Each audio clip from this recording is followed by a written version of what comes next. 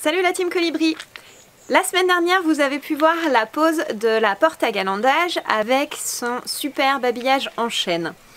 À ce propos, on a un énorme gros problème que nous n'avions pas vu la semaine dernière quand on a posé le cadre. On vous montre ça tout de suite en image et sinon pour la suite, on vous propose de regarder comment on a fait les étagères de notre chambre.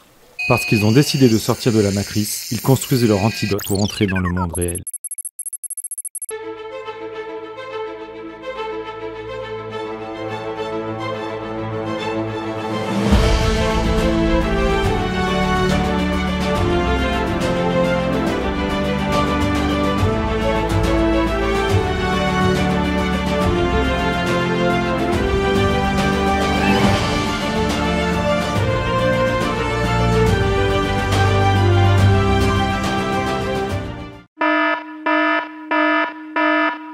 Attention, attention, la vidéo qui va suivre peut vous choquer. Âme sensible, s'abstenir. Franck a fait une erreur. Je répète, Franck a fait une erreur.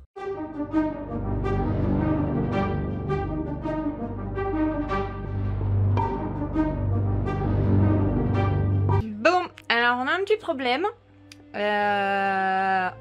a voulu regarder pour faire le réglage du four avec un copain qui a exactement mis le même dans son bus. Sauf que en allant bidouiller pour voir le fameux réglage que j'ai pas encore fait, je viens de m'apercevoir d'un truc. Je vous laisse ça en image, c'est assez parlant. Voilà, On est à fond, là. le four est ouvert à fond. On n'a pas fait attention à ça quand on a fait l'habillage de la porte. Ça a été celui d'origine, ça n'a rien changé de toute façon. Du coup, va falloir, on va pas dézinguer le cadre en bois. Ah non, ça sort de question. Il va falloir qu'on retouche la cuisine. Il faut qu'on redémonte la plaque de gaz, qu'on redémonte le four pour pouvoir enlever le caisson et le décaler de 5 mm. Décaler le caisson de 5 mm, c'est pas compliqué. Le seul truc qui est embêtant, c'est qu'il faut tout redémonter le gaz. Voilà. Voilà. C'était la bonne nouvelle de la journée.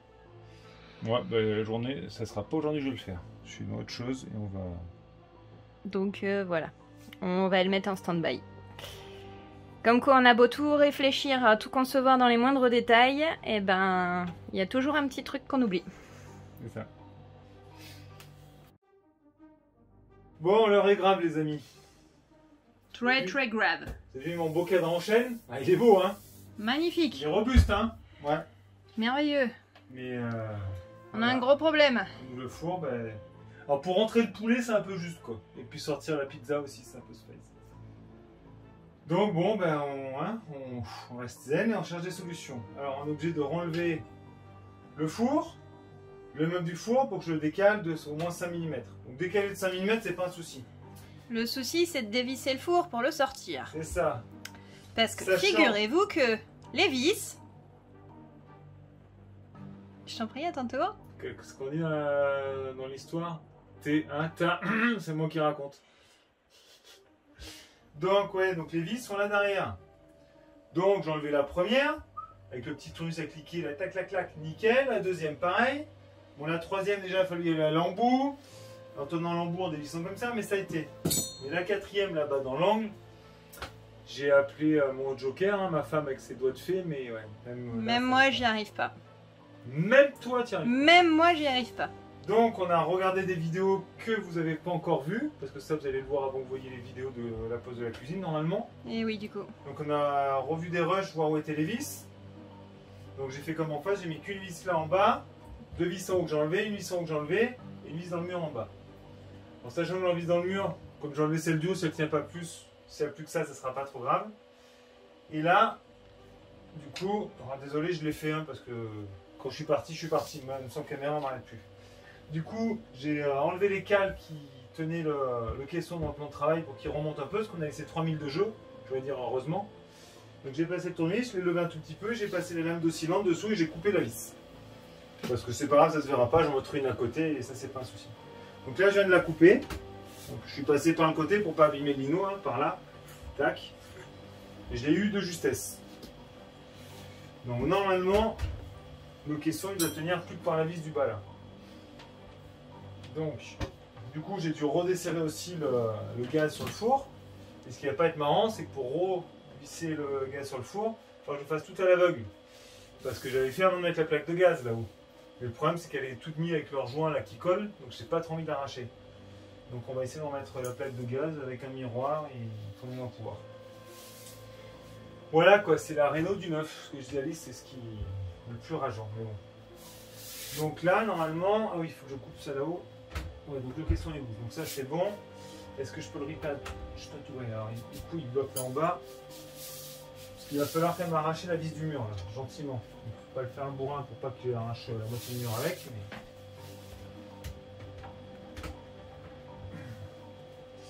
est-ce que je peux avoir assez de jeu pour... ouais, c'est pas gagné. Parce que là il faut que je coupe un petit peu de... je vais couper maintenant. Ouais, j'ai été obligé de couper maintenant. Donc j'ai mis le torchon, mais je vais couper ça maintenant. Il faut que j'encoche un petit peu le CP là-haut parce qu'il bute contre la plaque de gaz.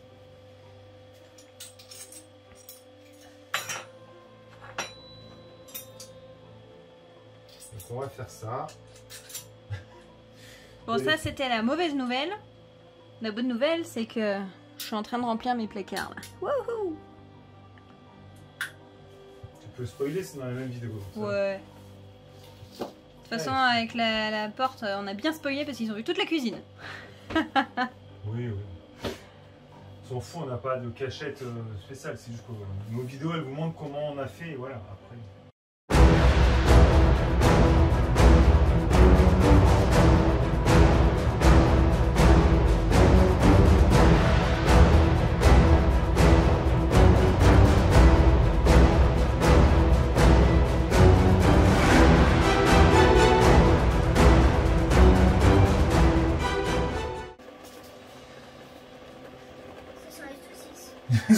Ce sont les saucisses.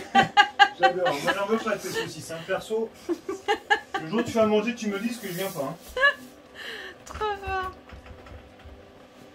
Ça sent bon le bois, hein. C'est pas le but. Sésame. Ouvre-toi. Bah si, ça y est, pas le faire. Les prix sont pas plus bas là? C'est normal? Oui, c'est normal. Bon, ben voilà quoi. Il y a Alors, plus quand qu'à... vous me connaissez que j'aime bien les choses, faire attention et tout, là j'ai un peu les boules comme faire ce que je fais. Mais moi je trouve que tu fais des progrès parce que t'as pas râlé. Moi je flippais à mort quand il a fallu que je lui annonce que le four s'ouvrait pas. Et il a rien dit. J'ai fait 15 jours de stage intensif avec Maître Yoda. Il a pas râlé d'un poil. Comprendront ceux qui pourront. Merci Maître Yoda, spécial dédicace à toi. Si tu vois cette vidéo un jour.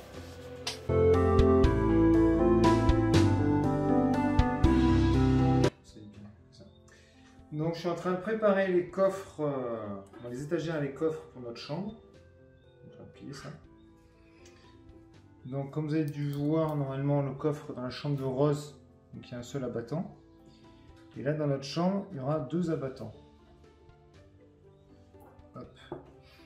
Parce qu'on s'est dit que pour éviter d'enlever tout ce qu'il y a sur l'étagère pour accéder au coffre, c'était plus sympa de pouvoir l'ouvrir par moitié. Hop.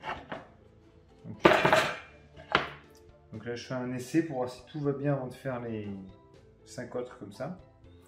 Donc là j'ai coupé la charnière, je vais prémonter ça et on va voir ça.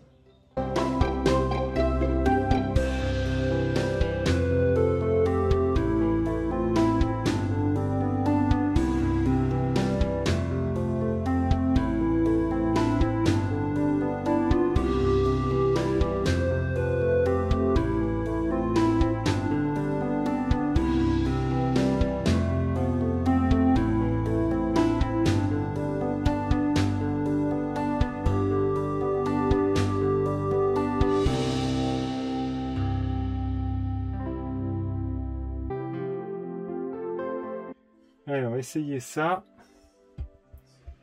J'espère que vous allez me porter chance, hein, parce que je ne l'ai pas essayé avant et je ne sais pas du tout si ça va bien passer. Voilà, donc ça fait ça. Ça ne bouge pas. Donc voilà, ça fera un petit jeu comme ça serait pas mal. Et au lieu d'avoir qu'un seul gros battant, mais ça permettra qu'il y aura des piles de t-shirts ou peu importe. On n'enlève qu'une pile de t-shirts. C'est le côté où on volait, on fait ça. Ça passe fin. Bon, sachant que de toute façon, ce qu'il y aura dans les coffres, c'est pas les trucs qu'on sortira tous les jours non plus. Hein.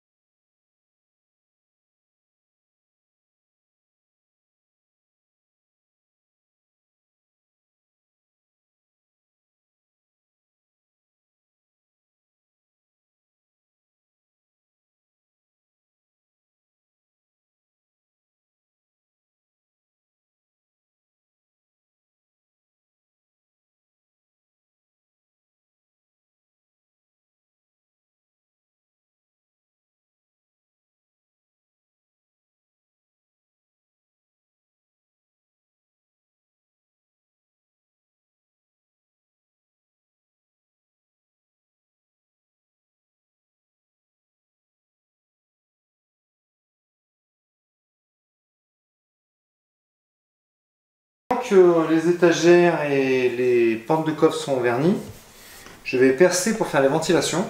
Moi, j'ai voulu le faire après parce que je l'ai fait sur d'autres choses avant que j'ai verni. Et quand il y a des passages qu'on vernit, c'est toujours des coulures, c'est une catastrophe. Alors je vais tenter comme ça. Donc là, hop, ce que je fais, je mets un petit scotch. Histoire que quand je vais vernir le trou, que je ne fasse pas une grosse coulée sur le. Je ne fasse pas des auréoles sur ce qui est déjà verni. Hop. Vous commencez par le plus particulier. Hein. Je vais vous expliquer pourquoi. Je vous expliquerai surtout quand on les montrera dans le camion, ce sera souvent plus parlant. Je vous dis rien d'ailleurs. Allez. Vous allez voir, je vais faire 2 trous, 4 trous. Je vous laisse deviner et puis je vous expliquerai mieux quand on les mettra dans le camion. Ce sera plus parlant.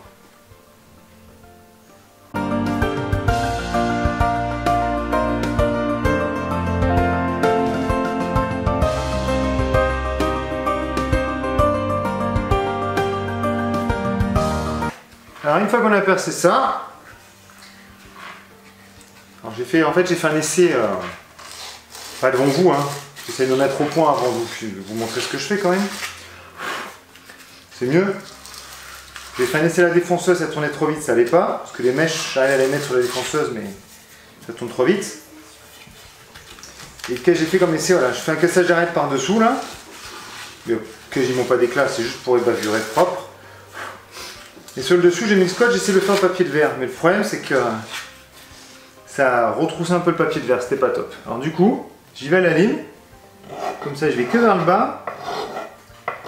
Ça casse l'arête, ça rabat le scotch vers le bas. Et ça n'a pas l'air trop mal.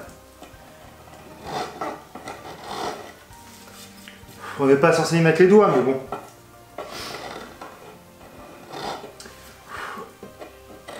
C'est jamais ce qui peut se passer.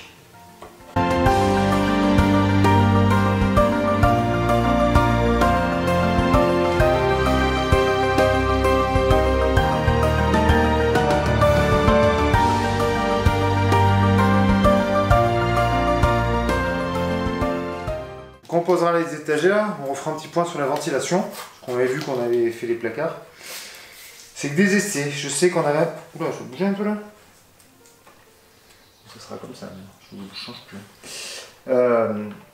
On avait un camping-car, on avait vu qu'il y a des points de condensation qui se créent. On a vu que dans les camping-cars aussi, les placards étaient ventilés.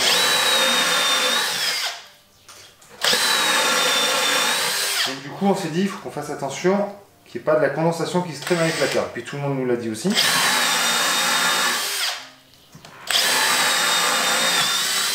Donc on essaye de ventiler au max les placards. Et après, on verra bien. J'ai l'impression qu'il y en a beaucoup qui ne s'embêtent pas tant que ça, ou ils ne le montrent pas. Et pas trop de monde se plaint. Alors je me dis que ce qu'on aura fait, ça devrait peut-être le faire. Mais les placards des filles, j'ai pas trop ventilé, j'espère que... L'avantage qu'il y a, c'est que c'est des jeux, il n'y a pas de fringues. C'est pas un truc qui est quand même complètement moins. Je pense que c'est quand même, voilà. Donc elles vont assez souvent l'ouvrir pour pouvoir l'aérer correctement. Je dois te dire, vu le nombre de placards qu'on a, on va souvent les ouvrir parce que il n'y a pas beaucoup. Ouais, il n'y a pas beaucoup de placards qui ne vont pas servir. Hein.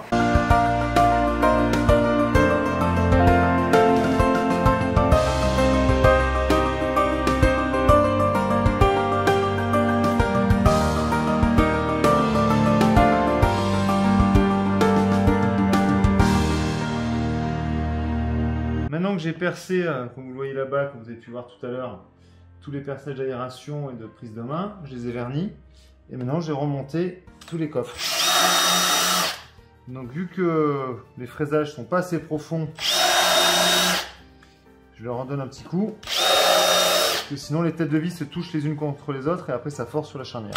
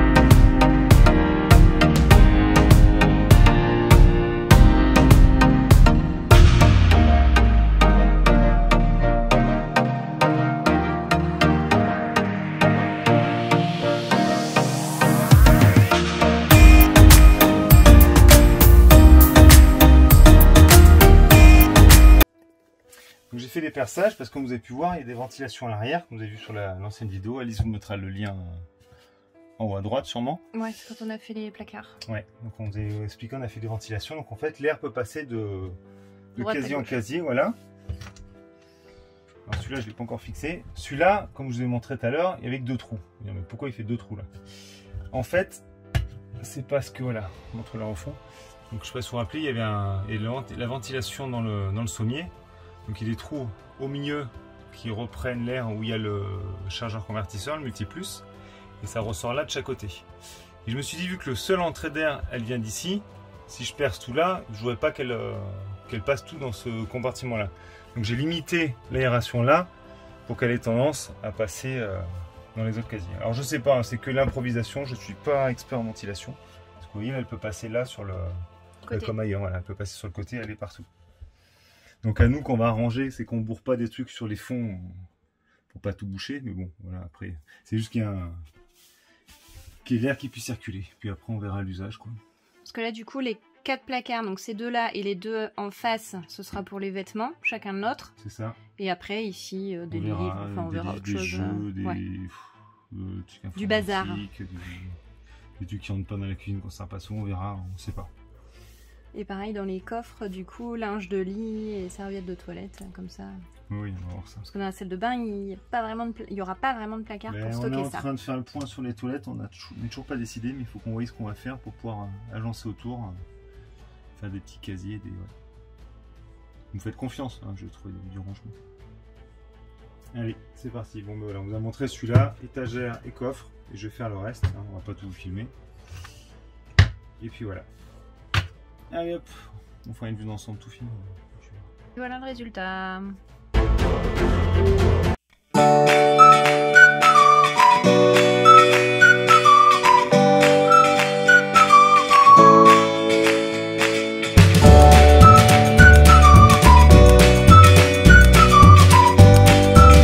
N'hésitez pas comme d'habitude à liker, commenter et partager, sans oublier les petits pouces bleus.